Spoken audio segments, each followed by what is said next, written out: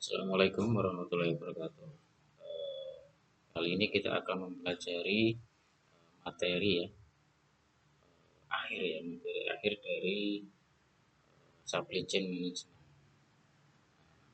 dengan tema pengukuran kinerja supply chain. Jadi ini adalah bagaimana kita mengukur kerja dari hasil rantai pasok suatu usaha. Pentingnya pengukuran kinerja rantai pasok itu tujuannya adalah pertama monitoring pengendalian, kemudian di antara bagian-bagian rantai pasok di sini supaya fungsi-fungsi bagian-bagian rantai pasok itu bisa berkomunikasi, berkoordinasi. Kemudian mengetahui posisi karena rantai pasok di sini adalah lintas fungsi departemen begitu, maka nanti akan bisa mengetahui posisi suatu organisasi nanti juga terhadap pesaingnya. Tentunya yang keempat tujuannya untuk mengetahui perbaikan. Jadi posisinya ada di mana begitu ya. Nah, pertama yang perlu dipahami adalah mengenai metrik. Metrik di sini adalah suatu ukuran yang bisa diverifikasi, nanti bentuknya bisa berupa angka-angka kuantitatif ataupun kualitatif. Nah, di mana nanti ada titik acuan. Jadi nanti metrik di sini tujuannya adalah mengukur suatu kinerja rantai pasok. Nah, di dalam metrik, dalam mengukur kerja rantai pasok itu ada yang sifatnya individu, tunggal, berarti metriknya itu detail, artinya tunggal saja. Kemudian ada yang kumpulan, jadi dari kumpulan-kumpulan individu ini nanti akan membentuk suatu set atau kumpulan, matrik kumpulan. Dari matrik kumpulan di sini nanti akan membentuk keseluruhan. Jadi overall performance measurement system, jadi pengukuran keseluruhan begitu. Jadi metrik di sini tujuannya untuk mengukur kerja. Nah, kalau dalam hal ini adalah rantai pasok. Ada yang tunggal individu, kemudian dikumpulkan, muncullah kumpulan metrik begitu, metrik set, dan kumpulan metrik set akan membentuk overall dari rantai pasok. Karena overall maka lebih kepada sistemnya begitu, rantai pasok. Kemudian dalam mengukur kerja rantai pasok ini pendekatannya adalah pendekatan proses. Jadi proses yang terjadi di dalam rantai pasok, pendekatannya gitu ya. Jadi untuk mengukur kerja rantai pasok, pendekatannya adalah proses. Kalau bicara mengenai proses adalah kumpulan dari aktivitas. Jadi kumpulan dari kegiatan-kegiatan rantai pasok yang meliputi waktu dan tempat, dan tentunya ada awal, ada akhir. Terus kemudian ada input dan output yang jelas. Jadi proses di sini artinya adalah kumpulan dari beberapa aktivitas yang meliputi apa? Ada waktu, batasan waktu ada tempatnya. Nah, kemudian secara detail lagi ada awal, ada akhir waktu ya. Kemudian ada inputnya berapa dan outputnya berapa. Jadi pendekatan proses untuk mengukur rantai pasok di sini. Nah, di sini pendekatan proses di sini dilakukan karena apa? Karena memungkinkan untuk mengidentifikasi masalah.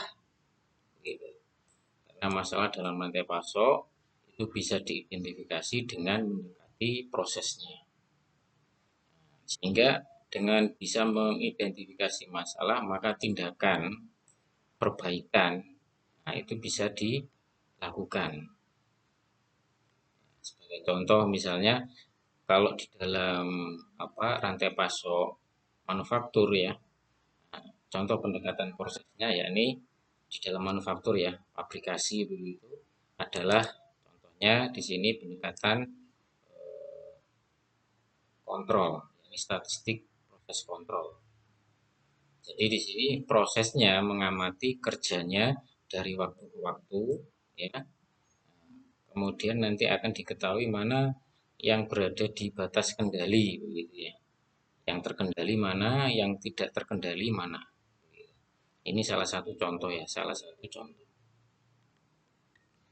Oke. Kemudian secara umum atau secara yang populer dalam pengukuran kerja atau kinerja rantai pasok itu menggunakan yang namanya model Supply Chain Operations Reference atau istilahnya SCORE.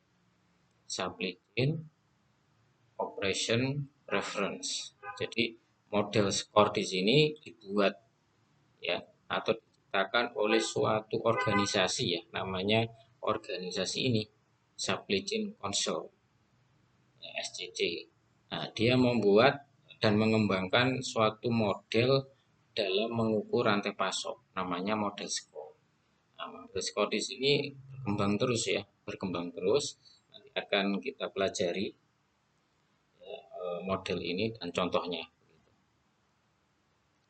Gambaran umumnya model SCORE di sini ada tiga elemen ya, ada tiga bagian utama. Pertama mengukur ya, mengukur terkait dengan proses bisnisnya. Jadi proses bisnisnya seperti apa, kemudian melakukan benchmarking atau perbandingan ya. Jadi operasi dari rantai pasok dibandingkan dengan yang terbaik dan yang terjelek. Benchmarking. Benchmarking ini adalah perbandingan.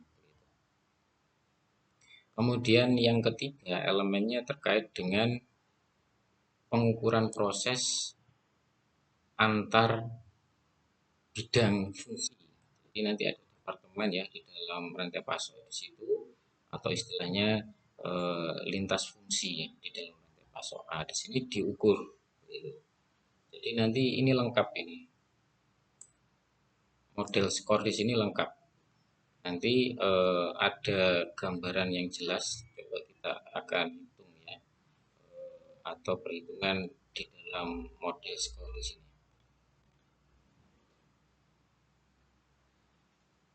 Nah, sebelum kita masuk nanti di model SCORE, kita coba pahami ya bagian-bagian ini bagian-bagian yang ada di dalam model SCORE yang nanti akan membantu memahami ya terkait ini pengukuran lintas fungsi. Fungsi di sini artinya adalah departemen. Misalnya bagian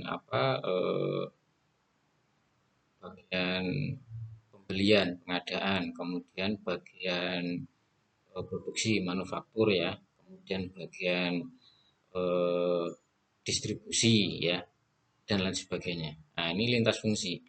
Nah, kita akan mempelajarinya secara sifatnya adalah perbagian tadi. Nah, untuk mengetahuinya maka kita mempelajari sifatnya yang aktivitas, kinerja aktivitas rantai pasok untuk setiap bagian-bagian. Nah, setiap bagian-bagian atau fungsi dari rantai pasok itu kinerja aktivitasnya kita bisa melihat dari beberapa indikator kinerjanya. Yakni pertama tentunya uang. Tentunya uang ya, ongkos atau biaya. Jadi ongkos atau biaya di sini diukur kerjanya di dalam tiap bagian itu. Nah, kemudian indikator lain atau dimensi lainnya yang bisa diukur adalah waktu. Jadi mengukur waktu. kemudian mengukur kapasitas, mengukur kapabilitas, kemampuan, mengukur produktivitas, kemudian mengukur utilisasi. Utilisasi itu kegunaan, begitu ya, kegunaan. Kemudian mengukur outcome atau hasil. Jadi beberapa dimensi di sini ini adalah dimensi dari yang akan diukur begitu terkait dengan kerja aktivitas suatu rantai pasok. Jadi kalau mau mengukur rantai pasok, aktivitas yang mau diukur dimensinya ini bisa ongkosnya, biaya, bisa waktunya, bisa kapasitas, ya, bisa kapabilitas, produktivitas, utilisasi, dan hasil. Jadi ini adalah aktivitas dimensi yang diukur dari suatu rantai pasok. Nah, di sini nanti akan terwakili atau dimasukkan ke dalam yang namanya model skor di sini. Model skor di sini ya. Oke, gitu ya. Semoga bisa dipahami. Oke. Nah, pada dimensi ini, aktivitas di sini itu diterjemahkan di dalam metrik pengukuran. Ini kan dimensi ya. Nah, alatnya untuk mengukur ini namanya metrik, begitu.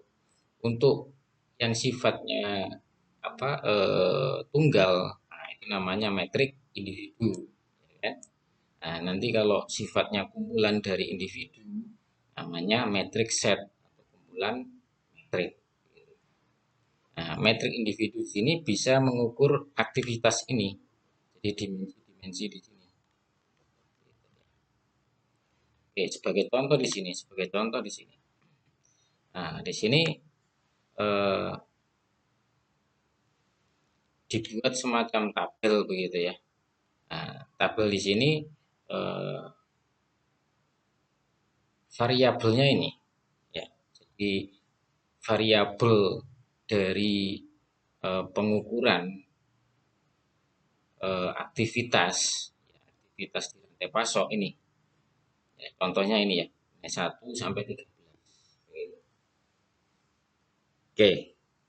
Nah, variabelnya ini kemudian kita akan melihat dari sisi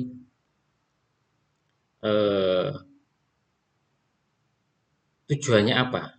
Jadi variabel kinerjanya ini kita mau mengukur ini tujuannya apa, mengukur apa.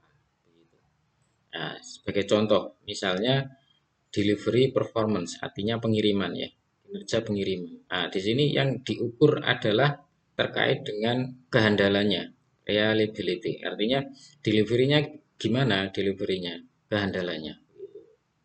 Ya. Nah, ke arah sini. Jadi ini ke arah sini, ke arah kehandalan. Kemudian yang lain terkait dengan kehandalan, reliability di sini fill rate. Fill rate itu apa? Fill rate itu adalah pemenuhan yang sesuai. Misalnya pesannya 100 ya. Nah, maka yang terpenuhi berapa persen dari 100 itu. Nah, misalnya semakin mendekati 100 berarti fill rate-nya bagus, reliability-nya bagus. Ya. Kemudian yang lainnya terus ya. Jadi di sini variabel kinerja di sini mengukur dengan tujuan ini. Misalnya lagi di sini dengan tujuan responsiveness, artinya ketanggapan ya. Jadi misalnya ini lead time ya. Order fulfillment lead time. Jadi waktu tunggu. Jadi pemenuhan waktu tunggu dari pesan. Nah, ini gimana responsiveness-nya, ketanggapannya ya. Cepat, sedang atau lambat gitu ya. Itu gambarannya seperti itu. Ya. Oke. Nah, kemudian di sini lagi ada istilah customer facing, internal facing. Jadi ini adalah lokasi ya. Artinya yang menjadi ukuran keberhasilan ya dari sisi customer di sini. Ini ada berhadapan dengan customer ya, berhadapan dengan customer di sini.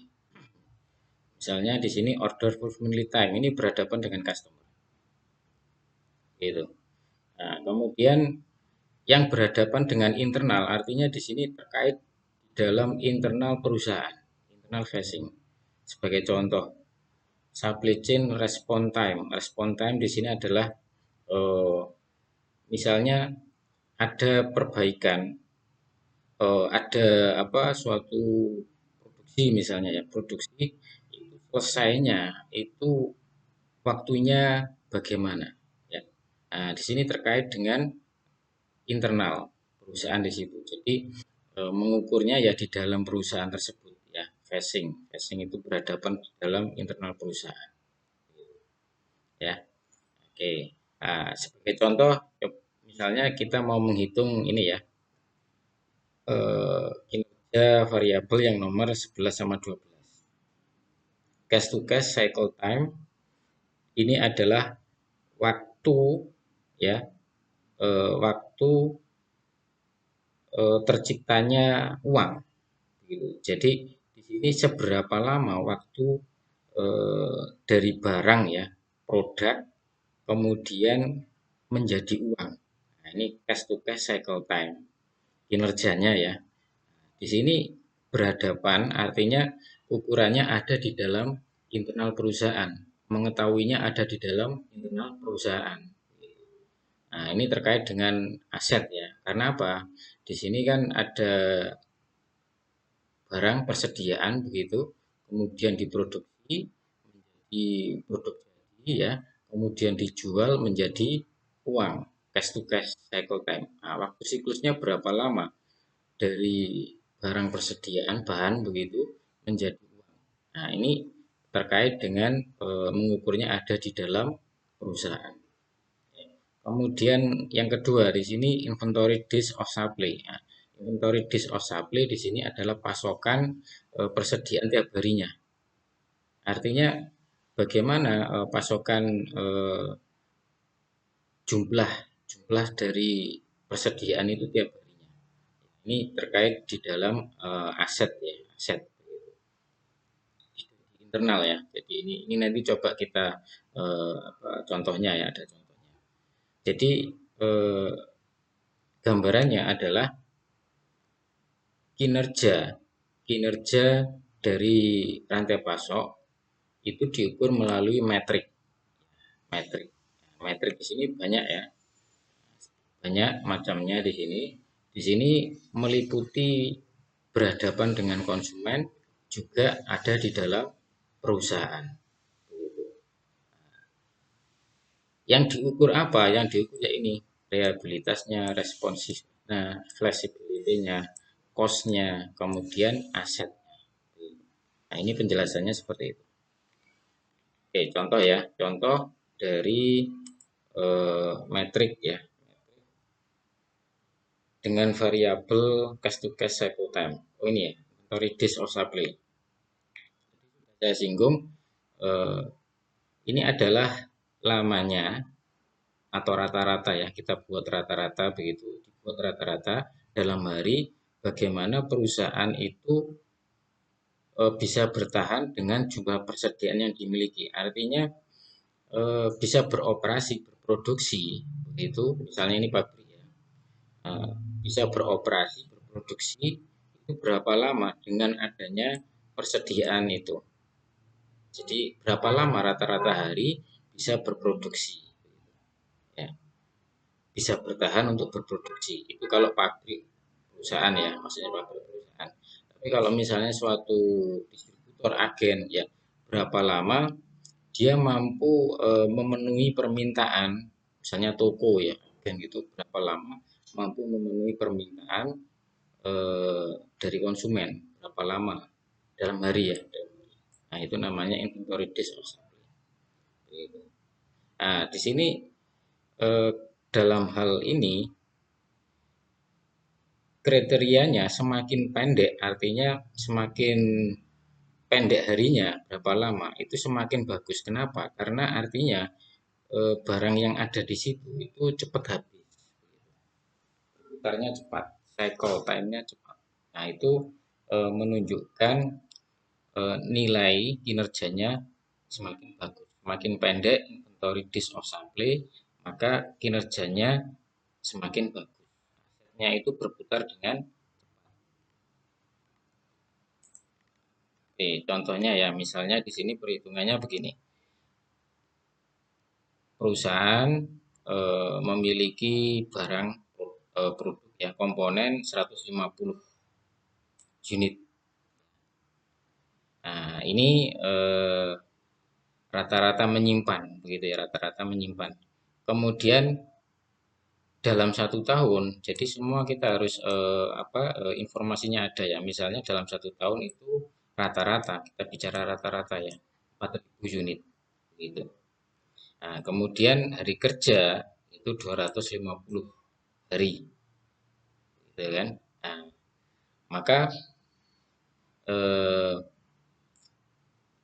rata-rata kebutuhan komponen per hari kalau kita mau konversi per hari, ya selama 1 tahun, ya, terus kemudian dibagi kerja 1 tahun. Berarti dalam 1 hari kebutuhan komponennya sekitar 16 unit inventory ya. Jadi kebutuhan persediaannya 16 unit. Ya, dalam 1 hari perusahaan ini membutuhkan persediaan komponen sebanyak 16 unit. Oke. Nah, di sini rata-rata inventory di sini maksudnya apa? Jadi perusahaan itu menyimpan barang komponen ini itu rata-rata 150 menyimpannya ya. Jadi dalam satu periode kan begitu. Dia menyimpan rata-rata 150 unit. Nah, kebutuhan komponen berdasarkan informasi 1 tahun dan kerja hari kerja itu 1 harinya butuh 16 unit inventory persediaan per hari. Artinya apa? Kita bisa mengetahui berapa lama kita punya rata-rata 150 ya. Nah, berarti ya 150 dibagi kebutuhan tiap hari ya 16. Artinya apa? Kita inventory days of supply artinya mampu bertahan dengan persediaan itu ya 150 dibagi 16 sekitar 9,3 hari atau mau kita bulatkan ya 10 hari. Jadi rata-rata mampu bertahan berdasarkan inventory days of supply ini adalah 10 hari. Ya, 10 hari. Nah, perhitungan di sini ini satuannya bisa dalam unit dalam hari ya, atau unit hari maksudnya, atau bisa dibuat senilai. Senilainya apa? Senilai uang atau istilahnya. Oke, contoh yang kedua. Nah, ini cash to cash cycle time. Nah, ini untuk mengukur bagaimana merubah barang tadi persediaan menjadi uang. Nah, semakin cepat waktu yang dibutuhkan maka semakin bagus, semakin cycle time gitu ya. Nah, sehingga bagaimana kita membuat supaya cash to cash cycle time ini semakin bagus? Ya, memang tingkat persediaan diturunkan ya. Tetapi ini harus disesuaikan dengan kondisi karena kalau tingkat persediaan diturunkan tetapi permintaan tinggi ya, terus sedangkan pasokan itu tidak menentu, pasokan barangnya tidak menentu juga tidak tepat ya. Jadi ini harus disesuaikan ya, menurunkan tingkat persediaan ini apabila kondisi pasokan ya dan kondisi permintaan konsumen itu sesuai. Nah, ini tingkat persediaan bisa kita turunkan ya. Kemudian tentunya pasokan terkait dengan jumlah dan lead time-nya, artinya kedatangan barang ya. Jadi pesan kemudian datang barangnya juga stabil begitu ya, bisa dipastikan dan seterusnya ya. Ini melakukan negosiasi dan seterusnya. Nah, cash to cash cycle time merubah barang menjadi uang ini membutuhkan nanti beberapa koordinasi integrasi ya. Ini baik dari sisi pengadaan, bagian pengadaan, produksi maupun penjualan distribusi. Karena di dalam penjualan distribusi ini terkadang pembelian konsumen itu bisa melalui kredit ya. Nah, di dalam kredit itu tidak cash ya, nanti baru dibayarkan setelah beberapa waktu gitu ya, bisa 1 minggu, 2 minggu gitu. Bahkan kalau misalnya ada yang macet, nah itu bermasalah. Cash to cash cycle time menjadi bermasalah. Nah ini ya, ini metrik ya, metrik individu dalam rantai pasok yang populer ya. Jadi cash to cash cycle time, ada inventory days of supply. Ini apabila kita bisa menghitungnya, mengetahui nilainya, nah ini akan membantu ya, sangat membantu atau memonitor dari kerja rantai pasok data gitu istilahnya. Pertama terkait dengan rata-rata account receivable. Nah, apa ini? Account receivable di sini adalah seberapa cepat pelanggan membayar barang yang sudah diterima. Jadi saya sebutkan sejak konsumen menerima barang ya, kemudian membayarnya.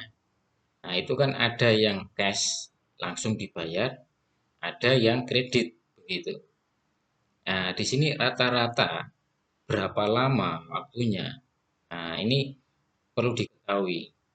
Rata-rata berapa lama konsumen atau pelanggan membayarkan eh, uangnya gitu.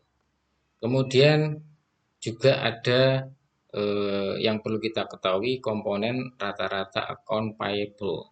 Nah, di sini terkait di perusahaan membayarkan uang atau biaya ke pemasok, ke supplier. Nah, supplier apa ya? Material, komponen dan lain-lain. Nah, di sini seberapa cepat gitu.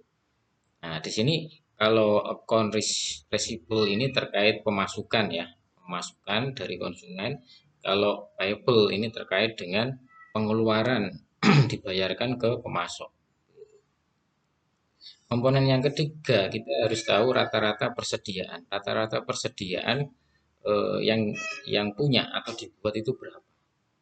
Nah, maka kita dapat menghitung cash cycle time di sini adalah ya rata-rata persediaan ya ditambah dengan rata-rata hari. Ini hari ya. Jadi kita bicara cycle time ini berarti waktu. Jadi rata-rata hari dari persediaan kemudian ditambahkan dengan rata-rata hari menerima uang dari konsumen pembayaran. Nah, kemudian dikurangi rata-rata hari kita atau perusahaan membayarkan uang ke supplier pemasok. Nah, di sini ya, jadi kita bicara berapa lama waktunya. Semakin kecil, semakin semakin pendek waktunya, nah itu bagus. Jadi cash to cash cycle time-nya itu semakin lancar, semakin cepat. Contohnya ya di sini ya, nilai penjualan dalam 1 bulan 300 juta. Nah, terus mendapatkan mendapatkan eh, uang dalam 1 bulan ya, itu 60 juta. Nilai persediaan di akhir bulan artinya persediaan barangnya ada 120 juta ya. Kemudian apa? Nilai penjualan di sini 60% dari nilai penjualan. Nah, kemudian dibayarkan kepada pemasok. Jadi pabrik atau perusahaan membayarkan kepada supplier sekian. Ini satu bulan ya, dalam 1 bulan. Nah, keuntungannya 40% dari nilai penjualan. Oke, nah ini informasi umum ya. Informasi umum dalam bentuk rupiah dalam 1 bulan. Nah, maka nilai penjualan per hari, nah kita coba masukkan ke hari ya, karena kita bicara cycle time, waktu siklus ya. Oke, nah nilai penjualan per hari berarti ya 300 juta dibagi 30 hari. Per harinya 10 juta. Kemudian rata-rata AR, saya sebut AR ya ini ya, account receivable. Nah, ini berapa rata-rata konsumen membayarkan ke perusahaan. Nah, karena AR-nya 60 juta ya, 60 juta. Kemudian nilai penjualannya itu 10 juta per hari ya, maka 60 juta dibagi 10 juta per hari ya, waktu rata-rata AR-nya 6 hari ya. Ya. Kemudian average cost of sale per hari. Jadi rata-rata penjualan per hari. Rata-rata penjualan per hari 45 juta, 45 juta. Ini adalah dari dibayarkan ke konsumen ya, bayarkan ke konsumen. Ini cost itu berarti kan pengeluaran ya. Jadi rata-rata biaya pengeluaran penjualan per hari, artinya yang dikeluarkan gitu ya, yang dikeluarkan oleh perusahaan. Nah, di sini terkait dengan pembayaran ya, payable. Nah, berarti 45 juta dibagi karena terkait dengan penjualan juga, berarti dapatnya kan 6 ya, 6 hari gitu. Jadi yang dibayarkan ke mana, ke konsumen ke supplier sekitar ini 7,5 rata-rata ya, rata-rata pembayarannya 7,5. Jadi pabrik atau perusahaan membayarkan kepada pemasok supplier sekian. Nah, kemudian rata-rata persediaan per hari ya, rata-rata persediaan itu berapa? Nah, itu berasal dari nilai persediaannya yang dipunya ya, punya, terus kemudian dibagi nilai penjualannya ya, nilai yang didapat di sini 6 hari, 20 hari gitu. Jadi rata-rata persediaan per hari. Jadi di sini rupiah dirupakan ke hari, dibentuk hari. Nah, sehingga cash to cash cycle time-nya adalah rata-rata inventory persediaan ya, pasokannya itu 20 ya, ditambah dengan rata-rata penerimaan uangnya itu 6 hari ya, dikurangi dengan rata-rata hari dalam membayar ke pemasok 7,5 hari. Nah, sehingga cash to cash cycle time-nya 18,5 gitu ya.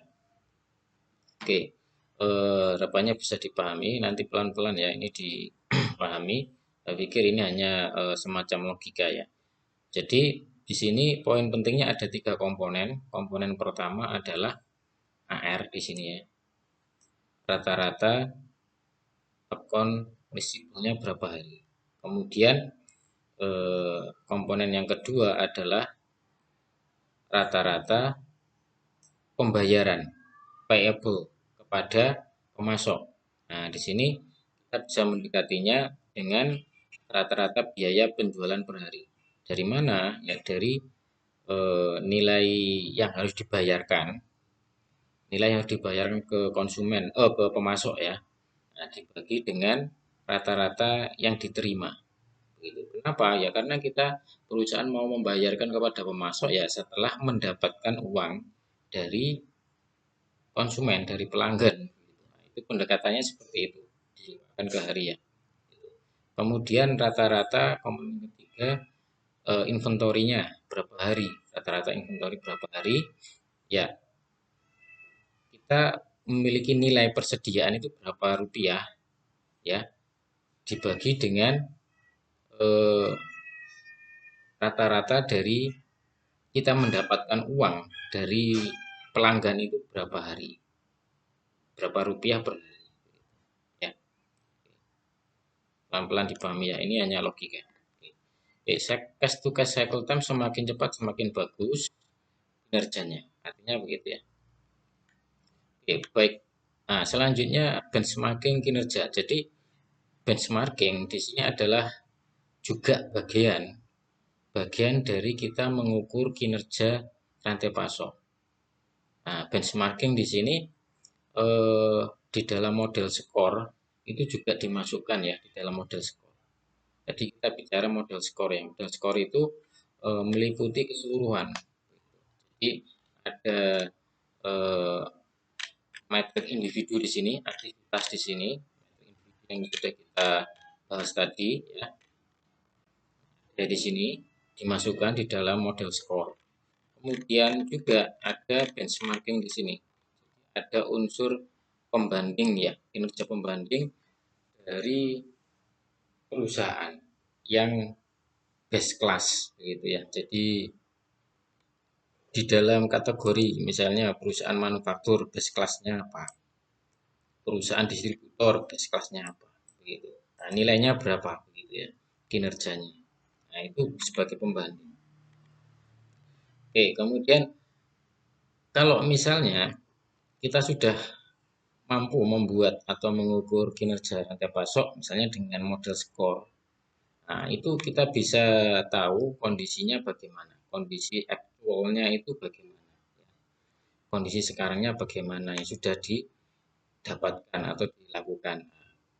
Bagaimana kalau kita memperbaiki kinerja rantai pasok? Ada beberapa metode ya. Ini ada yang populer namanya Lean ya. Jadi pendekatan Lean ya, mungkin dipelajari pada mata kuliah lainnya ya. Pendekatan Lean.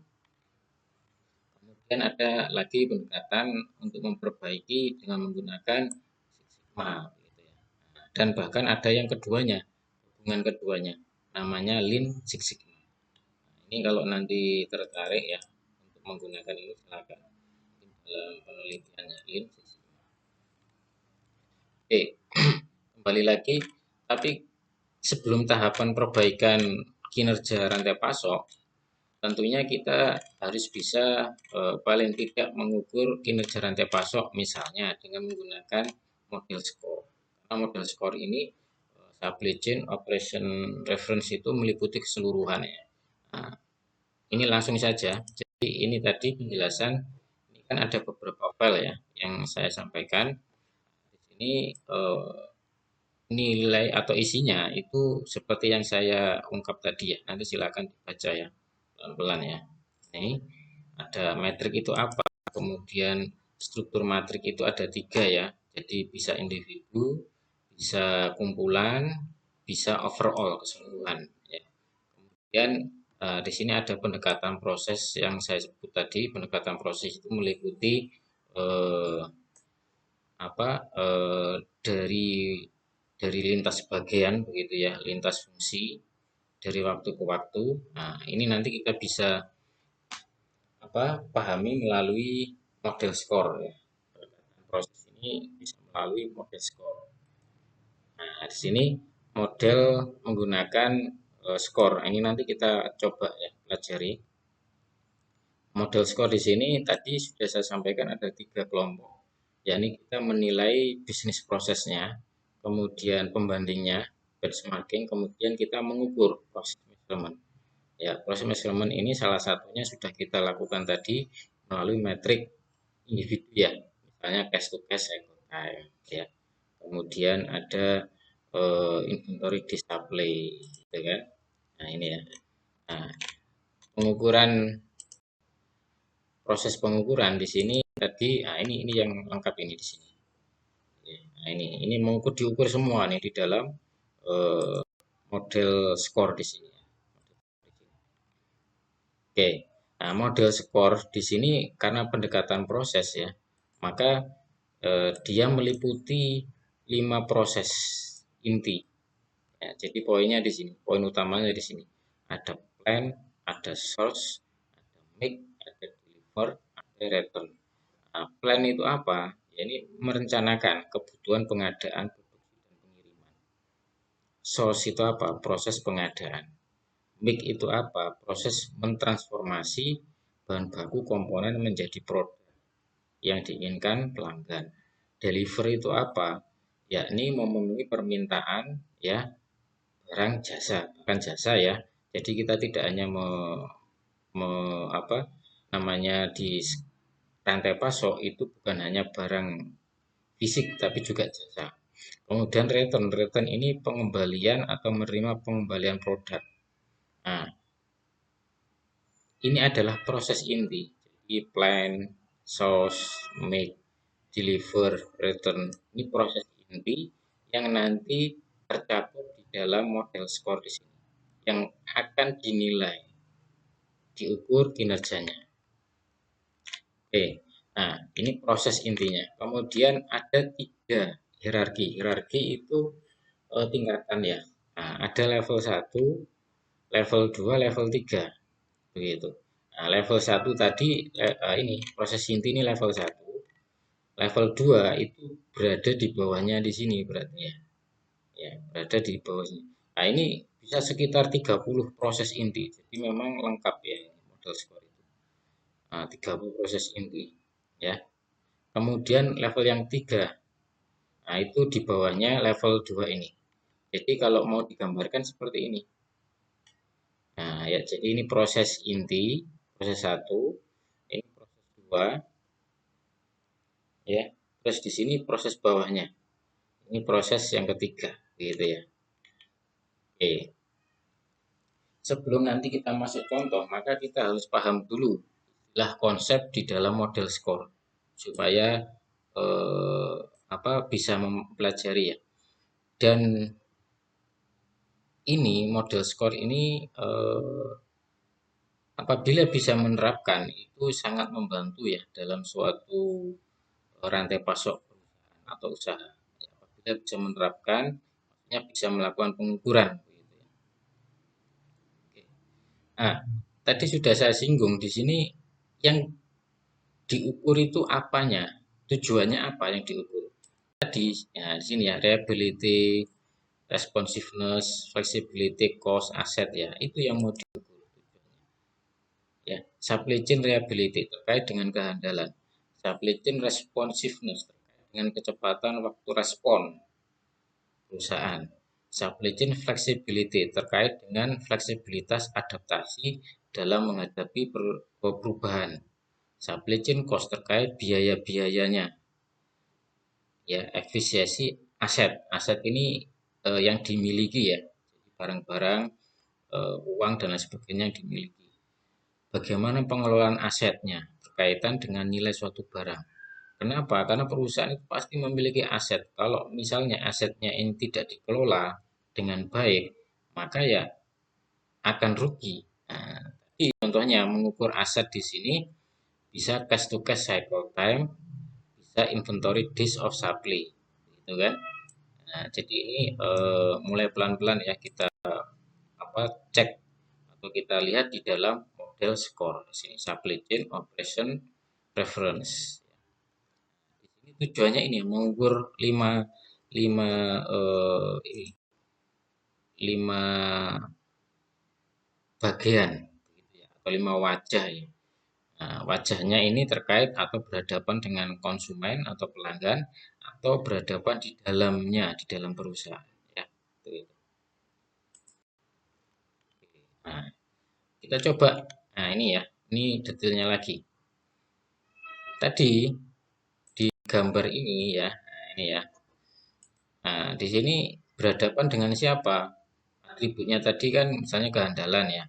Nah, di sini metriknya apa namanya? Nah, di sini ini yang penting ya. Ini metriknya ya. Metriknya apa namanya? Di sini perfect order fulfillment. Nama metriknya itu, nama metriknya. Terus misalnya responsiveness.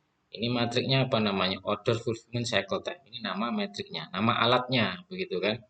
Ini adalah variabelnya. Nah, ini hadapannya dengan siapa? Begitu. Nah, di sini nanti masuk masuk di dalam model score, gitu kan? Model. Oke. Nah, untuk itu coba kita masuk ke contoh ya. Ini ada file Excel ya, nanti akan saya sharekan file Excelnya. Jadi contohnya begini. Ini tadi ya. Nah, ini secara konsep ya seperti ini.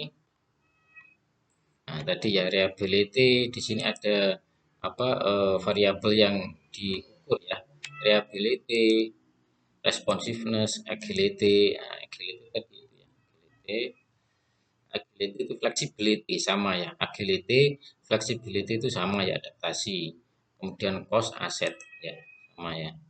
Ini nanti di dalam model skor itu ada, jadi model skor itu eh, sudah ditentukan ya variabel-variabelnya. Ini variability ya. Nah, di situ metriknya apa namanya? Performance. Nah, itu eh, mungkin disingkat ya RL11. RL ini reliability ya. Kemudian responsiveness, order fulfillment cycle time. Nah, ini RS11 gitu ya. Jadi sudah ditentukan atributnya apa saja, terus kemudian nama metriknya apa dengan kode juga. Kenapa ada kode di sini? Karena nanti dalam bentuk gambar seperti ini. Nanti ada dalam bentuk gambar ya. Ada dalam bentuk gambar. Kodenya seperti ini. Oke, baik. Coba kita masuk ke contoh ya. Ini ada hasil skripsi ya. Hasil skripsi mungkin sekilas saja ya kita bedah gitu cara menghitung dari model skor, mengukur kinerja rantai pasok dengan model skor. Nah, di sini nanti eh, poin utamanya adalah mengetahui kerja atau kinerja dari rantai pasoknya. Nah, terkait apa? Terkait dengan variabel yang kita ukur tadi, misalnya reliability-nya berapa, responsiveness berapa, agility-nya berapa, adaptasinya, set manajemennya berapa, ya kan? Nah, kemudian dari atribut tadi ini kita total nilainya sehingga total kinerjanya berapa. Nah, dengan nilai di sini ya itu masuk pada posisi berapa. Nah, ini yang dimasukkan benchmarking ya, bandingkan. Oh, ternyata nilai segini ya itu masuk kepada 59,9 itu rata-rata gitu ya. Nah, coba kita lihat cara pertama ngukurnya. Nah, di sini ya, contohnya di sini. Nah, tadi level pertama dari model score adalah plan, make, source, deliver, return. Nah, di sini ini nih gambarannya. Jadi plan-plannya ada di mana saja di sini. Ya. Nah, kemudian ini yang penting ya. Ini yang penting gambar dari model score ya. Nah, level pertama di atas sendiri di sini ya. Atributnya reliability, responsiveness, agility, asset. Nah, di dalam reliability di sini dikasih kode-kode ya. Ini kode-kodenya boleh berbeda-beda ya. Ini dalam contoh ini A, A1, A11, A12, A14. Kemudian di dalamnya ada sub lagi A11. Nah, ini model score. Jadi apa A1 itu? Nah, di sini saya kasih keterangan. Nanti silakan dipelajari ya. Nah, misalnya A1 itu apa? Perfect order fulfillment. Ya, nama metriknya itu. Ya. Nah, definisinya apa? Di sini mengukur persentase permintaan yang dapat terpenuhi. Berapa persen? Ya kan? Nah, di dalam POF ini ada subnya namanya ada sub A1 1 ya. Jadi di sini ada A1 2 ya. Nah, A1 2 ya mestinya ini ada A1 2. Oke. A1 ada A1 1 itu order delivery in full ya. A13 perfect condition, persentase ketepatan pengiriman. Di sini lebih didetailkan lagi begitu ya. Maksudnya didetailkan lagi. Ya, jadi kita harus memahami metrik di sini apa, definisinya apa. Di sini ada yang utama, kemudian ada sub begitu. Ada sub. Nah, oke ya. Kemudian atribut yang kedua, responsiveness. Begitu B ya ini. Order fulfillment cycle time. Nah, di sini ada sub-subnya. Nah, ini semua kita ukur nilainya. Jadi apabila kita bisa menilai atau mengukur model ini, metrik-metriknya di sini itu luar biasa bagus ya. Artinya apa? Kita akan bisa mengukur kinerja rantai pasoknya pada posisi berapa. Begitu. Nah, pada contoh di sini didapatkan misalnya tadi ya untuk reliability ini dalam persen ya, apa nilainya. Nah, kemudian di total nilainya segini. Ya. Oke, nah, prosesnya bagaimana? Nah, misalnya pertama kita melakukan pengumpulan data. Kita buat kuesioner ya, kita buat kuesioner, gambarannya seperti ini. Nah, misalnya terkait dengan atribut reliability. Ya, reliability di sini ada beberapa pertanyaan. Nah, pertanyaan ini adalah menjawab dari metrik-metrik ini, metrik-metrik dari reliability, ya kan? Metrik dari reliability. 1, 2, 3, 4, 5, 6, 7, 8. Saya 9 di sini ya. Nah, jadi metrik-metrik dari reliability itu dimasukkan di sini. Ya. Jadi tiap tiap metrik di sini ditanyakan. Kepada siapa? Ya, kepada yang mengetahui dari terkait indikator reliability di sini. Siapa? Reliability. Nah, kita lihat di sini. Reliability ini terkait dengan siapa? Customer. Berarti kan? Nah, reliability ini terkait dengan customer. Maka ya harus ditanyakan ke customer. Ya, itu. Beda nanti kalau misalnya terkait dengan cost atau biaya. Maka facingnya berhadapan dengan siapa? Internal. Nah, maka yang ditanyakan adalah internal kepada internal.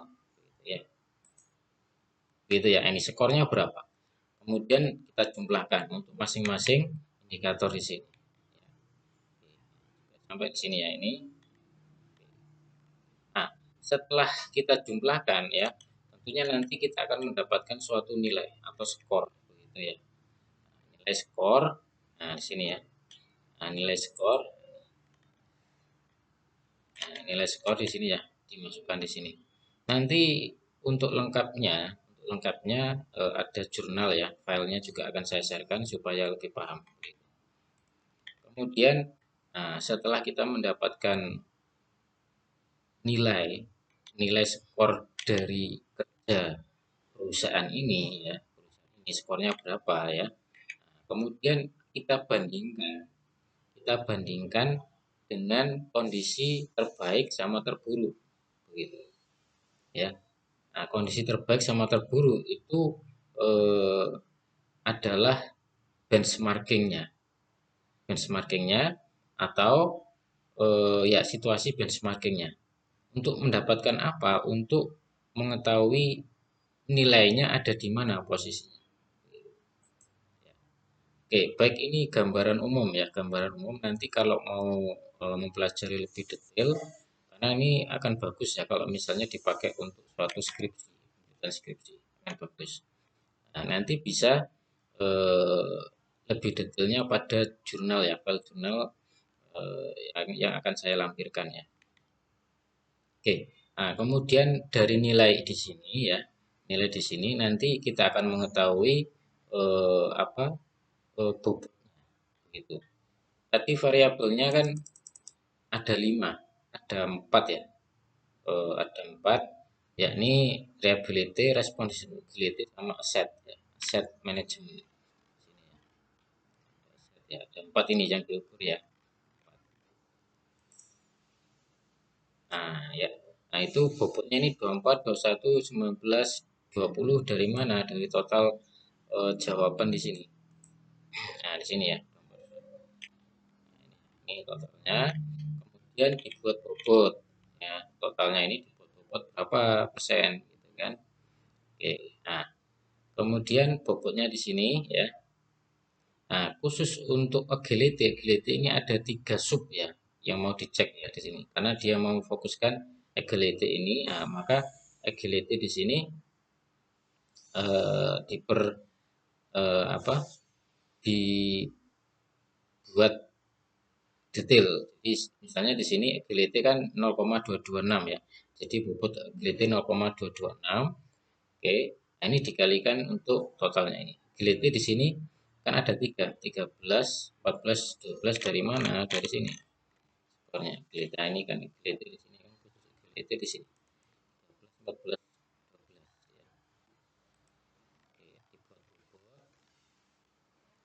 Oke, nah ini bobot dari sub gelite, kemudian dikalikan bobot gelite-nya. Sehingga diketahui nilainya. Nah, totalnya tetap sama ya. Ya. Nah, kemudian dari bobot-bobot di sini, ini kan dapat bobot ya untuk masing-masing sub di sini. Nah, kemudian dikalikan nilai normalisasi. Nilai normalisasi tadi ini, nilai normalisasi itu di sini. Nah, nilai normalisasi.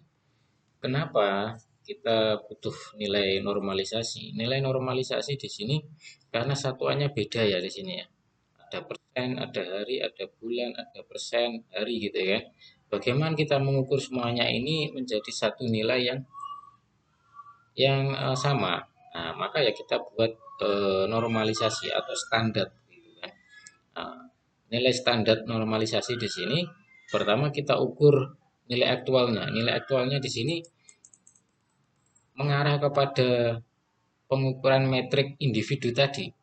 Jadi metrik individu tadi kan misalnya contoh di sini ya case to case.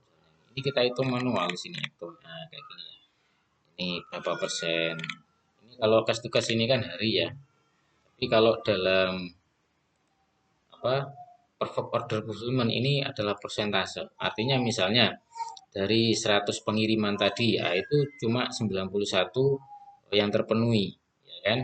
Berarti nilai aktualnya 91%. Gitu. Nah, dibandingkan dengan kondisi yang terbaik benchmarking. Nah, itu berapa persen kalau yang terbaik, yang terburuk berapa persen dari perusahaan yang sejenis ya. Gitu. Nah, normalisasi di sini cara menghitungnya adalah nilai aktualnya dikurangi nilai paling kecil ya, dibagi dengan nilai paling tinggi ya, dikurangi nilai paling kecil. Jadi rumusnya ya itu aktual dikurangi dengan terburuk ya dibagi dengan terbaik dikurangi terburuk. Nah, maka akan didapatkan nilai ini normalisasi. Artinya apa? Di sini standar. Kita sudah tidak memperhatikan satuannya di sini. Persentase, hari, bulan begitu. Kenapa? Karena kita kan mau menggabungkan nilai dari metrik kinerja rantai pasok di sini. Nah, dengan nilai normalisasi di sini nanti akan nilainya antara 0 sampai 100 begitu. Oke ya. Ya, nilai normalisasi di sini kemudian kita gunakan ya, kita kalikan dengan bobotnya di sini. Bobot untuk masing-masing atribut di sini. Yang kita dapatkan dari apa? Dari eh, skor ini ya. Skor ini ya. Responsiveness ini. Jadi ada dua inputan data. Pertama, kita lakukan survei ya, dengan membuat skor seperti ini. Misalnya skalanya 1 sampai 5 begitu ya. Atau 1 sampai 7 atau 1 sampai 10 ya. Kita nilai seperti ini ya. Kemudian yang kedua, kita hitung nilai metrik individunya di sini ya.